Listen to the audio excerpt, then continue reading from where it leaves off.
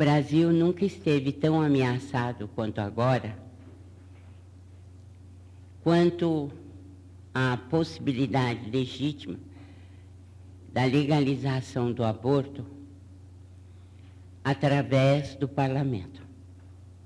Por quê? Como o Jaime já colocou, nós estamos em vias de votação da reforma do Código Penal brasileiro. E nessa reforma está contemplada a legalização do aborto. Eu diria mesmo, está escancarada a possibilidade de abortamento alargado, em grande quantidade, porque a lei simplesmente diz o seguinte, não vou citá-la ipsis literis, porque isso eu deixo para os juristas, mas a proposta de que a mulher, não se sentindo psicologicamente bem para a gestação, ela possa recorrer ao abortamento. E prevê-se, né, através desta modificação, que ela tenha a possibilidade de ter o aval de um psicólogo, um psiquiatra, ou alguém que faça ou ateste a sua impossibilidade de levar à frente a gestação. Isto, quando a gente coloca em miúdos, né, em termos bem práticos, significa abortamento generalizado. E, além de já sacramentar o abortamento do anencéfalo e também prever abortamento para outros casos de deficiência grave do feto, então estamos diante de uma ameaça verdadeira de ampla legalização do aborto em nosso país. Pessoalmente, Chico Xavier me disse que o aborto sendo legalizado no Brasil, podemos esperar que a guerra venha para cá. Vai ser a primeira e grave consequência de adotarmos o aborto em nosso país. E ele me disse pessoalmente, de modo que eu não transfiro isso para nenhuma informação de outra pessoa. Então, sou mesmo uma engajada na luta contra o aborto e penso que nosso país não pode colocar na sua bandeira uma mancha tão negra. Nós estamos acabando de pagar karmas dolorosíssimos com a escravidão, com a Guerra do Paraguai. Não é justo que entremos agora num outro karma coletivo. Porque enquanto a gente não coloca na lei, não significa que a mancha recaia sobre todos os brasileiros. A mancha recai sobre aqueles que transgridem a lei divina. Mas quando um país legaliza algo, é toda a população que está incursa na lei de causa e efeito. De modo que a nossa luta terá que ser muito grande, porque há muita pressão de todas as partes para que o aborto seja legalizado em nosso país.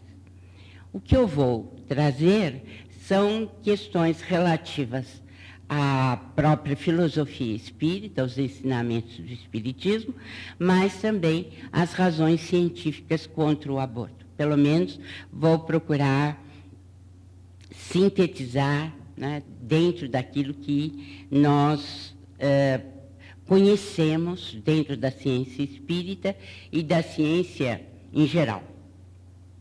Eu iniciaria com uma fala do ministro Aires Brito, que hoje é o presidente do Supremo Tribunal Federal.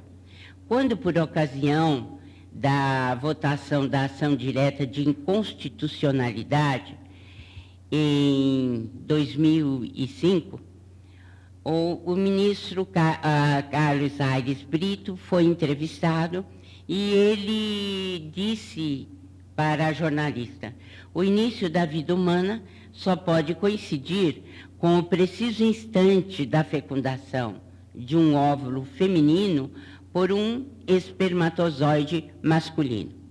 Vemos que a reflexão e a postura do ministro em relação a isso é correta. Mas ele continua, né, que o zigoto humano, porém, não é pessoa, simplesmente porque assim é que preceitua o ordenamento jurídico brasileiro. A partir dessa fala do ministro, e com todo respeito, nós acreditamos que é preciso haver um amplo debate na área do jurídico e da medicina. Porque se a posição do ministro, do ponto de vista científico, é correta, que o início da vida humana só pode ser na junção entre um óvulo feminino e um espermatozoide masculino, se está correta, e está mesmo a sua reflexão do ponto de vista científico, por outro lado, nós ficamos sem o respaldo daquilo que é justo que ele chame de ordenamento jurídico brasileiro. Mas será mesmo que, dentro do ordenamento jurídico brasileiro, nós não temos respaldo para que a reflexão científica seja seguida dentro desse ordenamento jurídico brasileiro? Para o nosso Código Penal, todo e qualquer aborto seria inconstitucional, diz o ministro. Mesmo salvar a vida da gestante, do artigo 128, 1, como por gravidez resultante de estupro. Realmente, ele tem razão em um certo sentido, porque pode-se aplicar a exceção da pena a partir do momento em que, por exemplo, como o Espiritismo preceitua, né, é para salvar a vida da gestante. Então, nesse caso, não se aplicaria a pena. Eu só queria lembrar que, quando o médico decide salvar a vida da gestante por um perigo iminente de vida ou morte, na verdade, o que ele está fazendo? Senão preservar a vida do ser que vem em primeiro lugar. Então, aquele ser que, sem ele, inclusive, não há possibilidade de a gestação prosseguir. E a outra questão que a gente gostaria de dizer é que não há dolo, não há intenção de matar o feto. A intenção é de salvar a vida da mãe. E essa é uma questão que precisaria ser realmente discutida, porque é a única exceção que o Livro dos Espíritos, por exemplo, permite para salvar a vida da mãe de morte iminente. No artigo 5º da Constituição Brasileira, embora eu não seja da área jurídica, mas que enseja uma boa discussão nessa área, seria começarmos pelo artigo 5º da Constituição Brasileira, que o direito à vida é um bem fundamental. Então, a discussão de vida é necessária, tanto do ponto de vista científico quanto jurídico, para que a gente chegue a uma conclusão lógica. Bem, mas há mais. O ser, ele tem personalidade civil com o nascimento com vida, mas o Código Civil brasileiro coloca que é a partir da concepção.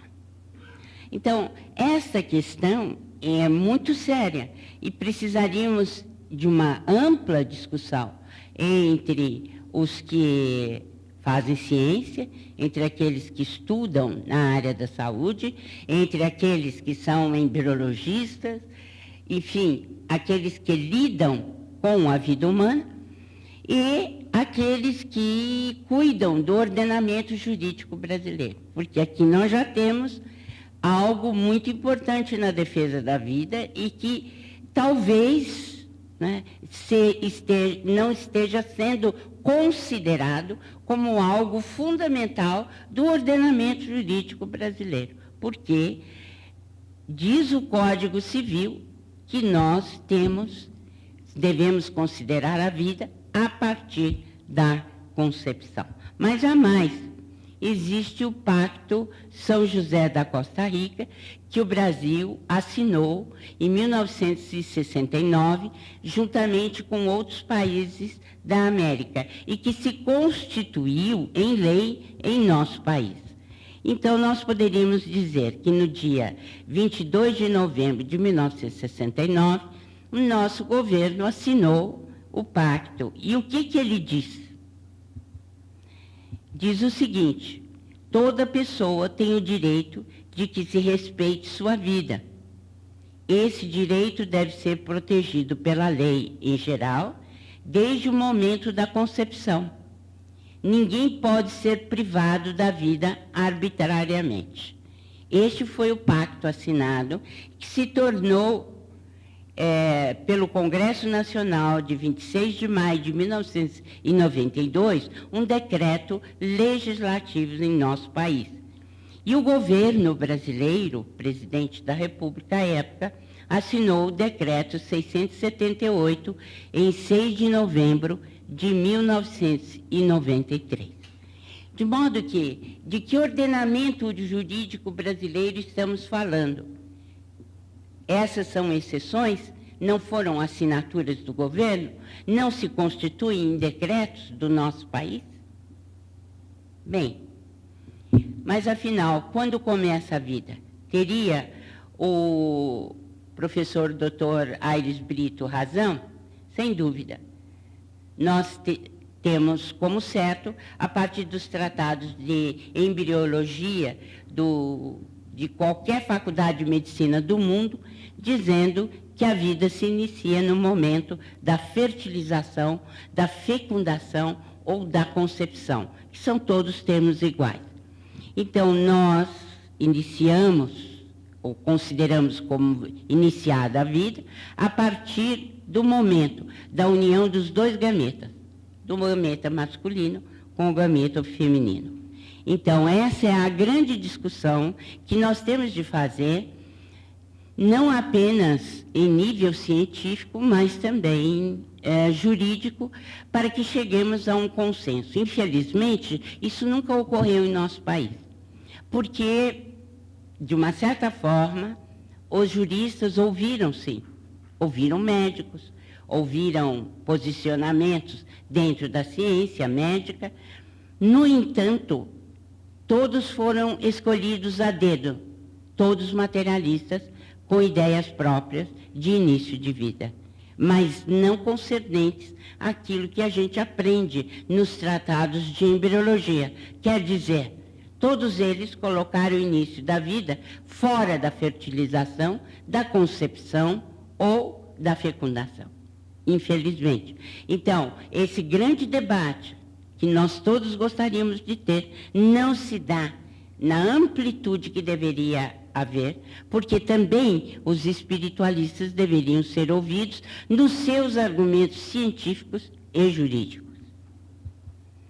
Então, a fecundação se dá na concepção ou fecundação, e o desenvolvimento embrionário tem início com a fecundação. As características do novo indivíduo são determinadas com a fusão dos pronúcleos, através dos cromossomos herdados do pai e da mãe. Isto é inquestionável. No entanto, se nós formos ouvir a ala das feministas e também dos materialistas, que se confundem, nós veremos claramente que a disposição não é considerar a célula-ovo como a primeira morada do homem. Então, o início da vida, podemos dizer com Moore e Persaud, que é o tratado de embriologia mais aceito nas universidades do mundo, o desenvolvimento humano é um processo contínuo que começa quando um ovócito de uma mulher é fertilizado por um espermatozoide de um homem. Moore e Persaud dão muita ênfase ao contínuo. O que é o contínuo para esses embriologistas? É o zigoto, o ovo fertilizado, o embrião, o feto, o bebê, a criança, o jovem, o adulto e o velho. Dizem eles, em qualquer ponto que você interrompa, você está eliminando uma vida. Então, quais são as atitudes perante o embrião? O primeiro deles seria o da reificação ou coisificação. Quer dizer, o embrião deixa de ser sujeito para ser objeto. E assim sendo, ele pode ser retirado a qualquer momento, porque é um objeto, não é um ser, não é persona. E há uma outra atitude, a da personificação, que é considerar o indivíduo como dignamente, com dignidade ontológica, desde a formação da célula-ovo. Quer dizer que o zigoto, ou célula-ovo, tem um símbolo de potencialidade, porque é um vir a ser. O que é pessoa para um modelo pragmático utilitarista, que é materialista? Os pragmáticos utilitaristas, que estão vencendo em todas as áreas na parte bioética da medicina, eles consideram qualidade de vida antes da dignidade da vida. Quer dizer, o ser só é digno quando ele é autoconsciente. Então, facilmente, eles coisificam o ser humano. E coisificam o ser humano por quê? Porque não consideram pessoa do zigoto até perto de 2 anos, quando o ser tem autoconhecimento de si próprio, tem autoconsciência. O maior representante do modelo pragmático utilitarista é o homem que mais faz palestra no mundo inteiro sobre bioética, o Dr. Peter Singer.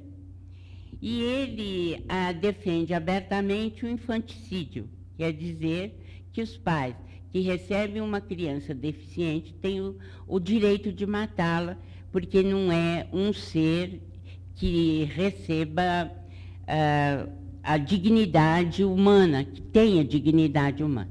Então, ele é muito afeiçoado aos animais e diz que mesmo os macacos que são saudáveis são superiores aos seres humanos deficientes. Enfim, é uma criatura que tem, assim, muitas conexões com o mundo inteiro na área de bioética, mas assume uma postura inteiramente materialista, pragmático, utilitarista.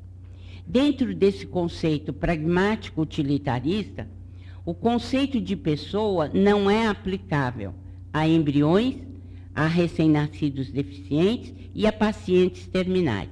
Eles dizem também que os pacientes terminais perdem essa dignidade, porque não têm qualidade de vida, não são considerados pessoas, então é possível fazer com eles aquilo que se determina no plano médico, sem que haja a anuência, não só da família ou do próprio ser que está em estado de coma, por exemplo. No modelo personalista, o respeito à vida vem desde a concepção. A dignidade da vida é muito mais considerada do que a qualidade em si. Então, a dignidade do contínuo é respeitada, do zigoto ao velho, sem interrupção em nenhum momento.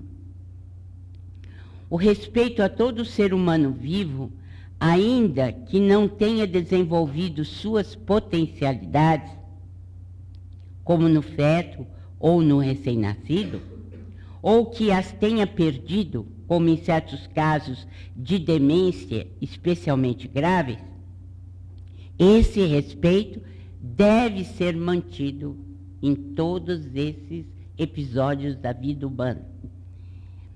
Então, no zigoto nós temos o clamor da vida, porque temos dignidade intrínseca, ontológica. E os personalistas se espelham em Platão e Aristóteles, que tinham a mesma consideração a partir do início da vida humana. Preservação desse bem é fundamental, segundo nós aprendemos com os filósofos mais antigos, o respeito ao contínuo. Bem, esse respeito ao contínuo, do zigoto ao velho, se dá especialmente na área daqueles que são partidários da bioética personalista. A bioética personalista espírita, ela leva em consideração o Livro dos Espíritos nas questões 880, 344 a 360 e outras. Temos também em A Gênese, Missionários da Luz, no livro No Mundo Maior, no livro Evolução em Dois Mundos, no O Consolador. Estão esparsos os ensinamentos sobre bioética, mas são muito claros e precisos dentro da doutrina espírita. E um grande defensor, Chico Xavier, através das suas entrevistas. Tive a oportunidade de colocar uma delas, que foi dada à Folha Espírita, no livro Lições de Sabedoria, onde nós encontramos especialmente uma fala de Chico, dizendo-nos, né, que aborto é assassinato. Seria o embrião um amontoado de células? Agora vem o raciocínio científico, propriamente dito, na defesa da vida.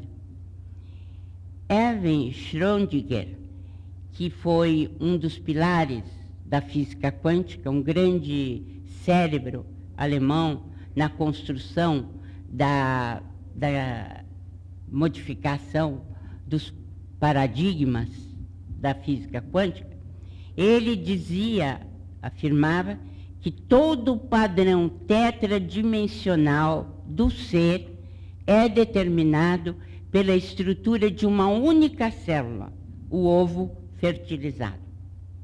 Deu-nos, portanto, uma força muito grande, principalmente a nós defensores do modelo personalista, porque dizia ele isto, de que o ovo fertilizado, ele tem em si mesmo toda a formação o padrão tetradimensional do ser.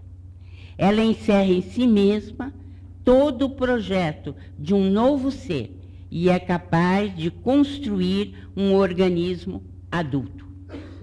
Ora, esta é uma boa argumentação para levarmos, sobretudo nessa ampla discussão que os espíritas sempre quiseram, mas que sempre lhes foi negada. Então, a questão básica é: por que desprezar o zigoto? Por que não considerá-lo persona? Se, afinal de contas, ele é um devir, ele é uma potencialidade. Ele tem em si mesmo o projeto de um novo ser e é capaz de construir esse organismo adulto com todas as suas possibilidades de vida futura. Podem os genes determinar completamente o desenvolvimento humano? Não, não podem. Não podem. Nós não dependemos dos genes. Os genes são intermediários. E eles podem ser modificáveis. E nós já aprendemos que, com a epigenética, nós temos o final da ditadura dos genes. E não apenas com a epigenética, com o desenvolvimento da epigenética, mas também nós temos que o final do projeto Genome, na sua fase 1, nos levou a considerar que os genes não são absolutamente imprescindíveis. Eles existem, eles são intermediários, mas existe uma força que os comanda e que não depende deles mesmos. Com o final da primeira parte do projeto Genome, nós chegamos à conclusão que existem formas alternativas de editar a informação. E aquilo que era considerado como uma regra virou um paradoxo. Por quê? O gene é regulado pela proteína e não como se esperava antigamente que os genes é que comandassem o citoplasma, que comandassem as proteínas. Os genes reagem aos estímulos do meio interno do citoplasma e do meio externo, algo que não era visto antes do final da primeira parte do projeto Genoma. O que significa que nós não temos nos genes a ditadura da formação do ser na sua totalidade. Os genes são comandados e não comandam. Então, é por isso que Francis Collins, aquele que comandou o projeto Genoma do governo, disse: os genes não explicam a complexidade do ser humano. E Craig Venter, que foi responsável pelo projeto Genoma Particular, diz-nos que é uma falácia crer na ideia de que as características estão impressas no genoma. Crer que os genes forneçam uma descrição causal completa da variabilidade humana é um erro. Foi isso que disseram, aliás, os dois principais diretores do projeto Genoma Humano, cujo final se deu, na sua primeira parte, em 2001. O feto depende inteiramente do organismo materno, como muitos apregoam? Não, ele não depende, porque ele apenas se hospeda dentro do organismo materno. E há mais. Para não ser considerado um objeto estranho, porque tudo aquilo que entra externamente para dentro do nosso organismo e que é detectado pelo nosso sistema imune como algo estranho, nosso próprio sistema imune coloca para fora.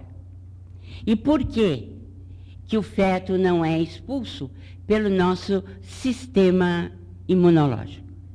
Porque se ele é um objeto estranho. Então, uma das últimas conquistas da ciência é exatamente esta, para demonstrar que o organismo do feto produz uma enzima que mascara o nosso sistema imune e consegue persistir até os 9 meses de gestação. O que significa que existe um acordo tácito entre o organismo fetal e o organismo materno. Existem, então, razões científicas contra o aborto? Nós estamos dizendo algumas delas, que deveriam ser discutidas nesse largo, nessa larga exposição de ideias, tanto do jurídico quanto do setor médico, para nos dizer sobre vida, o que até o presente momento não ocorreu. Então, o feto possui uma psique própria. Um dos exemplos que a gente cita de pesquisas do psiquismo fetal, e que é importantíssimo, e já existem inúmeros livros sobre isso, de grandes pesquisadores da área, nós vemos, por exemplo, que o bebê Cristina. O bebê Cristina foi um caso muito interessante na Suécia. A criança nasceu e não aceitava o leite materno de forma alguma. A Cristina atacava todos os leites, menos o da mãe. O leite do berçário, até leite condensado ela tomava, mas o leite da mãe ela não queria. Passaram-se vários dias e o pessoal do hospital estava preocupado e o obstetra foi procurar a mãe e disse: minha filha, o que é que você fez que essa menina não tem vínculo com você? Ou não quer ter vínculo com você? E aí, um pouco pesarosa, triste, a mãe disse: doutor, eu não queria lhe dizer, mas no início da gestação eu quis abortar. Eu não queria levar adiante a gestação. Mas meu marido ficou tão entusiasmado que eu resolvi deixar. Então, a pergunta é uma só. Como é que Cristina sabia? Que psiquismo é esse? Se ninguém sabia. A outra questão é a morte. Esse caso do bebê Cristina está em A Vida Secreta da Criança Antes de Nascer. A morte da gêmea Léa. Eram duas menininhas e na França o aborto é permitido em qualquer fase da gestação. O abortamento ou a intervenção que nós chamamos de infanticídio. Feticídio, melhor dizendo. Então, eram as duas menininhas e a Léa era deficiente. E os pais ficaram sabendo e houve o aconselhamento para que se matasse a Léa dentro do útero. E, de fato, houve a aplicação da solução salínea e a Léa morreu dentro do útero. E depois, mais tarde, quando foi feita a cesariana para a retirada da irmãzinha perfeita, da gêmea perfeita, ela saiu junto, a Léa saiu junto. Ocorre que a irmãzinha, que nasceu perfeita, se recusava a comer, a tomar leite, fosse de onde fosse. Ela se recusou a comer. E a psicóloga de crianças, né, a terapeuta de crianças, acercou-se então do berço dela e começou a conversar com ela, dizendo: eu sei porque você está triste, você esperava encontrar a sua irmãzinha e ela não está com você. E aí desenvolveu, né, uma conversa. Obviamente não havia nenhuma resposta do outro lado, mas ela começou a dizer que foi preciso, que a irmãzinha não poderia estar com ela, enfim, uma série de argumentações dentro da área da psicologia fetal, né? Então, somente depois de 15 dias, quando a criança ia a óbito, é que, finalmente, a psicoterapeuta conseguiu com que ela se alimentasse. Iniciaram a alimentação lenta. O que é que essa gêmea queria dizer para os pais?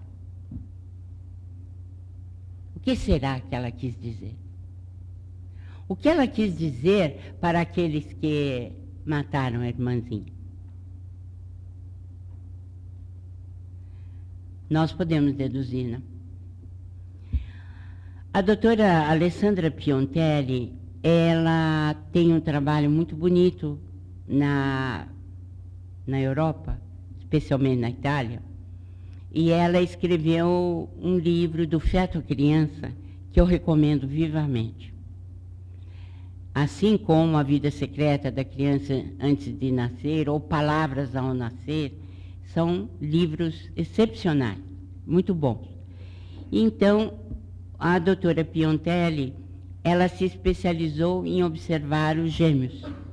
A partir de 4 meses de gestação, com o ultrassom. E um deles me chamou muita atenção, aliás, é bem interessante, porque eram dizigóticos, quer dizer, era uma menininha e um menininho. E ela observou o seguinte, que a menininha era taquipsíquica. Então, ela corria o tempo todo lá dentro da piscininha, que é o útero, né, com a placenta, e ela corria atrás do irmãozinho para bater no irmãozinho, dentro do útero. E o irmãozinho era do tipo caladão, quietão. E ele se escondia atrás das vilosidades coriais, atrás da placenta, e ficava escondido dela para não apanhar. E aí, ela observou isso há algum tempo com a ultrassonografia e disse para a mãe, olha mãe, você vai ter gêmeos muito interessantes. A menina é taquipsíquica, ela não vai parar um segundo e vai bater nesse irmão para valer. E o menino vai ser caladão. E ele vai correr da irmãzinha, porque ele não quer briga. Mas o mais interessante dessa pesquisa é que a doutora Piontelli acompanhava os bebês quando eles nasciam e tinha pelo menos um segmento de 2, 3, 4 anos observando essas crianças. E não deu outra. Eram iguaizinhos. As condutas, comportamentos, todos iguais da fase pré-nascimento, na fase uterina. Então, nós nos perguntamos, né? E essa tendência marcada de comportamento, essa psicologia muito própria, né, do feto, o significa o quê? Esse é um passo para uma grande discussão. Quer dizer, são espíritos que vêm com sua personalidade formada, que impregnam esse genoma e que se desenvolvem depois da mesma maneira, com o mesmo psiquismo, com a mesma personalidade. Tudo isso enseja uma ampla discussão, que não pode ser vista simplesmente para matar ou deixar de matar. O feto tem memória antes da formação do cérebro, porque há uma falácia que comumente é espalhada por aí, né? Principalmente quando a gente é a favor do aborto, da legalização do aborto. Quer dizer, pessoas que desprezam a ciência, que desprezam a dignidade humana e que nos vêm dizer que, ora, antes dos 3 meses, nós não temos o cérebro formado, não há vida. É assim que eles colocam, pelo menos. Mas a doutora Candace Pert, que é uma grande pesquisadora da Universidade de Maryland, nos Estados Unidos, nos trouxe com pesquisas montadas com seriedade, com grande perspicácia. Ela nos diz que existem neuropeptídeos, quer dizer, substâncias produzidas pelo cérebro, desde as primeiras semanas de gestação. Ora, ela está nos dizendo que o cérebro funciona não da maneira como nós resolvemos colocá-lo na forma ideal, mas o cérebro já está em funcionamento desde os primeiros dias da gestação, pela produção de neuropeptídeos. E o mais interessante é que esses neuropeptídeos é que promovem o diálogo entre o sistema nervoso central, o sistema imunológico e o sistema endocrinológico. Não há razão, portanto, para se dizer que somente depois de 3 meses, quando o encéfalo está todo montado, é que teremos um ser humano. Isso não existe. A ciência está em desacordo com os materialistas. É importante o estudo da memória fetal, portanto, né, a partir desses conceitos que nós temos, dizendo-nos que existem os registros mnemônicos de memória, desde a psicologia fetal, desde o período pré-natal, e muitos afirmam que essa memória vem antes até do período pré-natal. Jean-Paul Tassin, ele fez uma pesquisa muito interessante com a memória do feto e descobriu que durante a gestação, essa forma é analógica de guardar as memórias. E depois é cognitiva. Então, nós mudamos o tipo de armazenamento da memória. Já se pode dizer que isso é uma realidade. Vou lhe citar um fato. Né? Um rapaz em Belo Horizonte realizou uma terapêutica por regressão de memória e ele tinha, de tempos em tempos, um calor enorme no corpo que permanecia por várias e várias horas sem que houvesse nenhuma explicação do ponto de vista médico ou psicológico. Então resolveram fazer a regressão e descobriram algo muito interessante no período gestacional. O que é que descobriram desse calor intenso? É que a mãe desse rapaz fazia abluções, né, com uma água muito quente na tentativa de abortá-lo, em um período gestacional.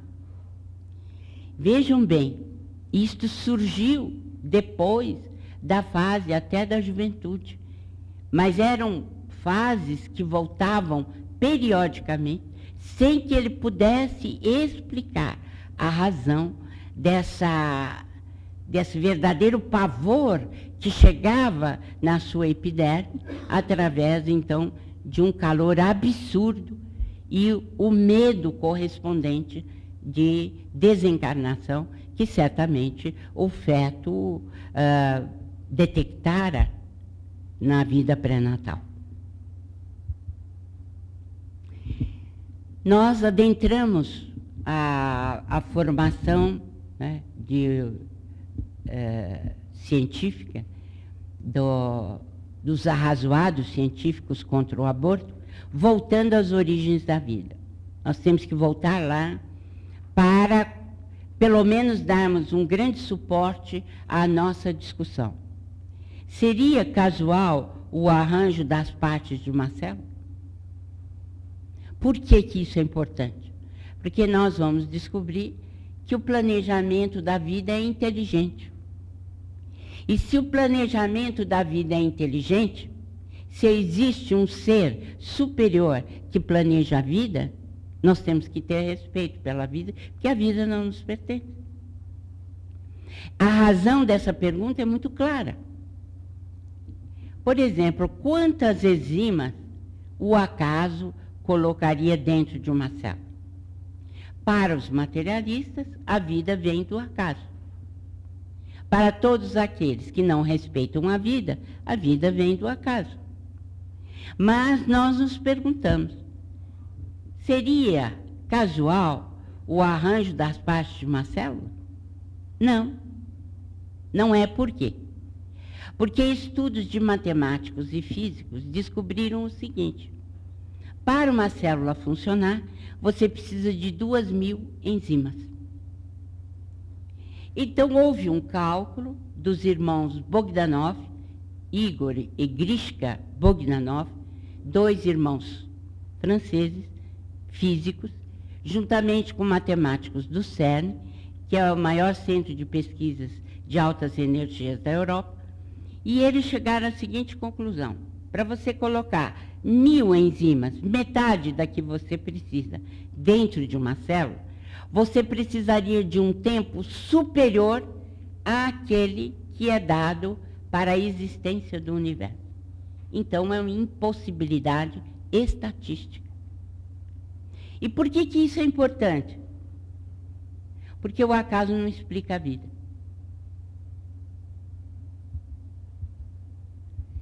Além do que, a vida tem convenções biológicas inexplicáveis.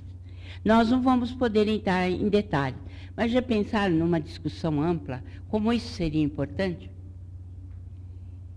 Por exemplo, as ligações covalentes, a estabilização topológica de carga, a ligação gene-proteína, a quiralidade à esquerda dos aminoácidos, a quiralidade à direita dos açúcares. Creiam, são convenções que existem na formação de uma célula. E é por isso que o Dr. Michael Behe, da Universidade de Pensilvânia, nos diz que a célula é planejada. É inteligentemente planejada. Ora, se a célula é inteligentemente planejada, onde está a origem? Em um ser inteligente, que planeja. E por que eu desprezo a vida? E por que considerá-la objeto? E por que coisificá-la? A caixa preta de Darwin, de Michael Behe, nos diz que há um planejador inteligente. E ele chama de Deus. E nós podemos chamar de Deus, sublime consciência do universo, ser supremo. Por que não discutir isso? Mas não apenas com os materialistas, também com os cientistas espiritualistas, e usar por toda parte.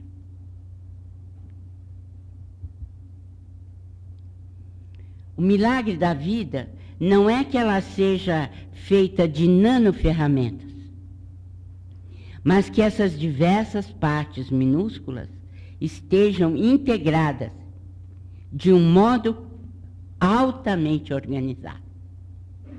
São palavras de um grande pesquisador da vida, Paul Davies.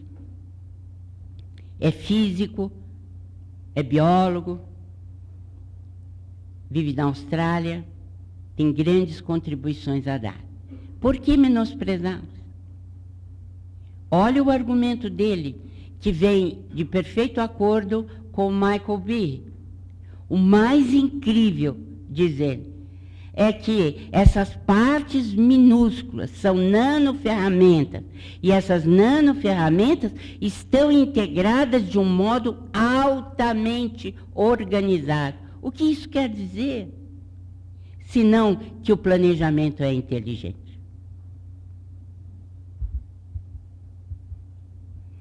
Vejamos agora a parte bioética do Espiritismo em pinceladas. Qual o primeiro de todos os direitos naturais do homem? É a questão 880 do Livro dos Espíritos. O de viver. Por isso é que ninguém tem o direito de atentar contra a vida do seu semelhante, nem fazer o que quer que possa comprometer-lhe a existência corporal.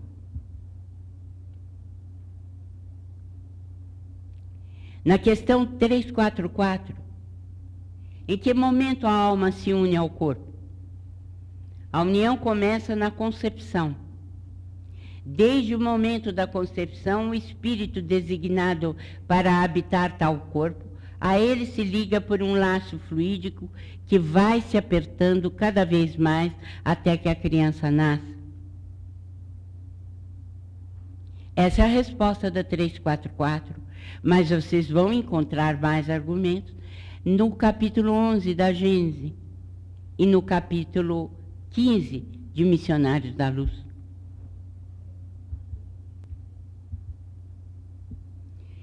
Nos embriões congelados, o que é importante saber é que é o magnetismo dos pais que atrai o espírito à reencarnação. Então não importa se é no laboratório, se é na estratosfera, se é no fundo dos oceanos, a encarnação se dá. Porque o espírito não depende de espaço e de tempo. Outro fato importante, só o espírito tem o poder de agregar a matéria. Portanto, quando existe o espírito presidindo a embriogênese, o feto se forma.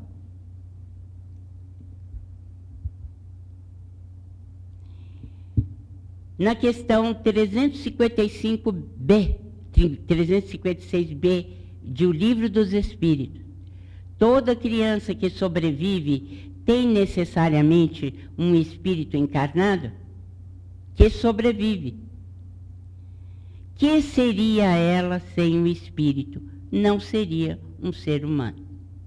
Quem nos vai falar sobre a preservação da vida do anencefalo é a doutora Evênia Prada, logo em seguida. Quando é que um espírito está dentro do... Quando é que não existe espírito dentro do útero? Nos fetos teratológicos, onde não há nenhuma aparência humana, onde não existem órgãos em funcionamento. Quer dizer, há aqueles que acham que os anencéfalos não têm espírito ligado. Por favor, vamos ler melhor 356A e 356B. Desde que haja formação de tecidos, de órgãos em funcionamento, desde que se respire, desde que o coração bata, existe espírito ligado. Do contrário, seria matéria amorfa, sem nenhuma vida. Os fetos teratológicos.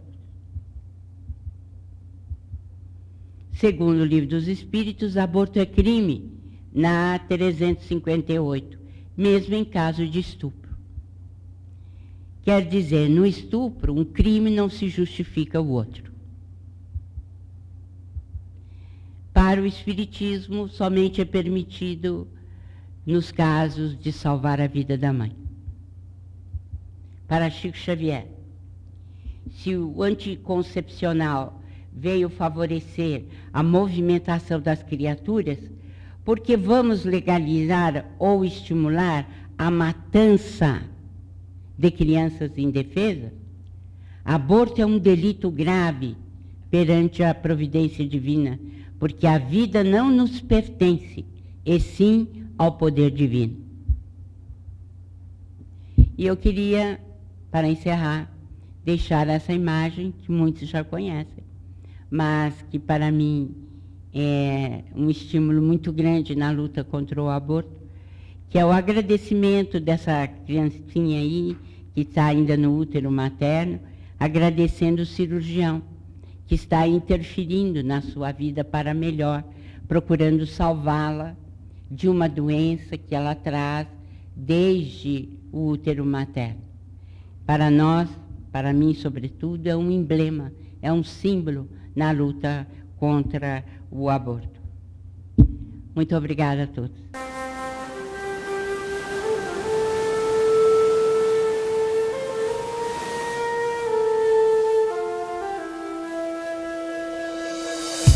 Possa recorrer ao abortamento. E prevê-se, né, através desta modificação, que ela tenha a possibilidade de ter o aval de um psicólogo, um psiquiatra, ou alguém que faça ou ateste a sua impossibilidade de levar à frente a gestação. Isto, quando a gente coloca em miúdos, né, em termos bem práticos, significa abortamento generalizado. E, além de já sacramentar o abortamento do anencéfalo e também prever abortamento para outros casos de deficiência grave do feto, então estamos diante de uma ameaça verdadeira de ampla legalização do aborto em nosso país. Pessoalmente, Chico Xavier me disse que o aborto sendo legalizado no Brasil, podemos esperar que a guerra venha para cá. Vai ser a primeira e grave consequência de adotarmos o aborto em nosso país. E ele me disse pessoalmente, de modo que eu não transfiro isso para nenhuma informação de outra pessoa. Então, sou mesmo uma engajada na luta contra o aborto e penso que nosso país não pode colocar na sua bandeira uma mancha tão negra. Nós estamos acabando de pagar karmas dolorosíssimos com a escravidão, com a Guerra do Paraguai. Não é justo que entremos agora num outro karma coletivo. Porque enquanto a gente não coloca na lei, não significa que a mancha recaia sobre todos os brasileiros. A mancha recai sobre aqueles que transgridem a lei divina. Mas quando um país legaliza algo, é toda a população que está incursa na lei de causa e efeito. De modo que a nossa luta terá que ser muito grande, porque há muita pressão de todas as partes para que o aborto seja legalizado em nosso país. O que eu vou trazer são questões relativas à própria filosofia espírita, aos ensinamentos do espiritismo, mas também às razões científicas contra o aborto. Pelo menos vou procurar sintetizar, né, dentro daquilo que nós conhecemos dentro da ciência espírita e da ciência em geral. Eu iniciaria com uma fala do ministro Aires Brito, que hoje é o presidente do Supremo Tribunal Federal. Quando, por ocasião da votação da ação direta de inconstitucionalidade, em 2005, o ministro, seguida dentro desse ordenamento jurídico brasileiro, para o nosso Código Penal, todo e qualquer aborto seria inconstitucional, diz o ministro. Mesmo salvar a vida da gestante, do artigo 128, 1, como por gravidez resultante de estupro. Realmente, ele tem razão em um certo sentido, porque pode se aplicar a exceção da pena a partir do momento em que, por exemplo, como o Espiritismo preceitua, né, é para salvar a vida da gestante. Então, nesse caso, não se aplicaria a pena. Eu só queria lembrar que, quando o médico decide salvar a vida da gestante por um perigo iminente de vida ou morte, na verdade, o que ele está fazendo? Senão preservar a vida do ser que vem em primeiro lugar. Então, aquele ser que, sem ele, inclusive, não há possibilidade de a gestação prosseguir. E a outra questão que a gente gostaria de dizer é que não há dolo, não há intenção de matar o feto. A intenção é de salvar a vida da mãe. E essa é uma questão que precisaria ser realmente discutida, porque é a única exceção que o Livro dos Espíritos, por exemplo, permite para salvar a Carlos Aires Brito. Foi entrevistado e ele disse para a jornalista: o início da vida humana só pode coincidir com o preciso instante da fecundação de um óvulo feminino por um espermatozoide masculino. Vemos que a reflexão e a postura do ministro em relação a isso é correta. Mas ele continua, né, que o zigoto humano, porém, não é pessoa, simplesmente porque assim é que preceitua o ordenamento jurídico brasileiro. A partir dessa fala do ministro, e com todo respeito, nós acreditamos que é preciso haver um amplo debate na área do jurídico e da medicina. Porque se a posição do ministro, do ponto de vista científico, é correta, que o início da vida humana só pode ser na junção entre um óvulo feminino e um espermatozoide masculino, se está correta, e está mesmo a sua reflexão do ponto de vista científico, por outro lado, nós ficamos sem o respaldo daquilo que é justo que ele chame de ordenamento jurídico brasileiro.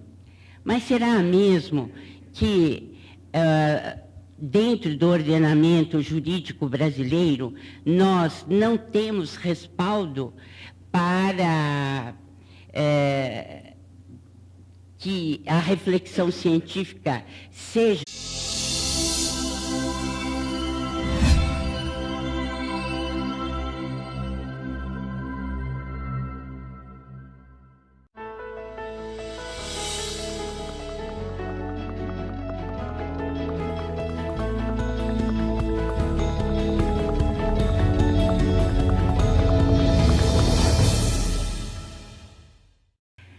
Bem,